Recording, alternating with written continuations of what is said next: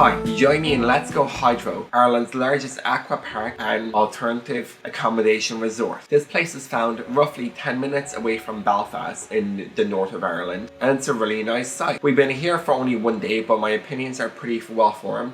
But before that, I'm going to talk you through what you can find here and what there is to do. The summer season starts from March and ends on October 10th, and this season is when the aqua park is actually open. It has many activities and many sports that are available. There's inflatable aqua activities, there's canoeing, there's stand-up waterboarding, as well as a lot of cable water sports. It's a really cool place, and I can see it being super busy and well enjoyed in the summer months. When it comes to accommodation, there is enough space from groups as little as 1 to 200 people to book at once. It's a huge facility. There's 55 acres of land here, and this includes lakeside walks, riverside walks, forest walks, as well as places to just kind of relax and chill in. And I guess you would call this a glamping facility. There's places for regular tents and regular pitches to be made. There is river houses, there's safari tents, there's houseboats, there are forest huts, igloo huts, and what we're staying in right now, which is a Viking hut. This Viking hut sleeps 4 adults comfortably. There is TV, shower, cooking facilities, a really nice bathroom. There's a fridge as well. There's a grill with outdoor seating, so you definitely have enough space to cook and make your own food outdoors. The water in the taps is always hot, which is really nice welcome. There is an outdoor fireplace, as well as a hot tub. This only goes up to about 40 degrees Celsius, but in my opinion, having spent the night there yesterday, it's warm enough and it's really nice. There's outdoor lighting here above me. And well, it's a really nice place to be at. Currently, we're here at the start of November. The temperatures are a bit low.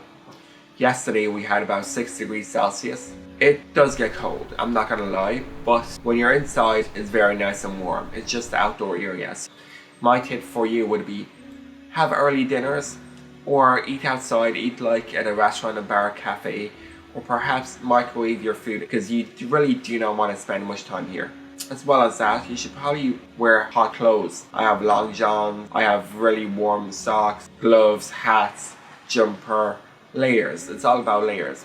I'm going to walk around this whole facility today in the daytime and showcase a bit of the other stuff that you can find here. It's very quiet right now. There's not a lot of people, so that gives me kind of the prime opportunity to look at all these accommodations without being interrupted. Let's go explore and let's go hydro.